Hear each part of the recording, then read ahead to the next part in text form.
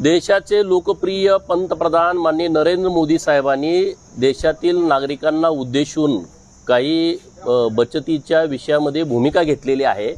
त्यामध्ये सर्वात महत्त्वाची की इंधन बचत करा, ई बाईकचा वापर करा, इथेनॉलचा वापर करा।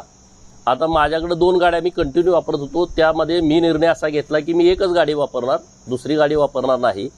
आज जिल्हा नियोजनची बैठक आहे आणि त्या बैठकीला मी आता ई बाईकवरून जिल्हाधिकारी कार्यालय सांगली इकडे निघालो आहे।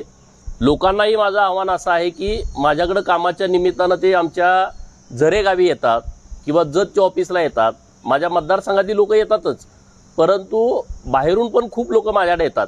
त्यांना माझी विनंती आहे, त्यांचं कोणतंही काम असेल तर त्यांनी इकडे न येता त्यांनी आम्हाला जर मोबाईलवर मेसेज टाकला, त्या अधिकाऱ्यांचं नाव नंबर टाकला तर आम्ही लगेच त्या अधिकाऱ्यांना फोन करून त्या लोकांना परत आम्ही निरोप माघारी कळवू की जेणेकरून त्यांचा वेळ पण वाचेल आणि इंधनाची पण बचत होईल। माननीय पंतप्रधान महोदयांनी जी भूमिका घेतलेली आहे ती राष्ट्राच्या हिताची भूमिका आहे, राष्ट्रहित त्यामध्ये दिसतंय। त्यामुळं आपण सर्वांनी त्यांनी दिलेल्या निर्देशाचं थोडं जरी सामान्य लोकांनी पालन केलं तर राष्ट्रहिताच्या कामामध्ये आपली मोठी भर पडेल।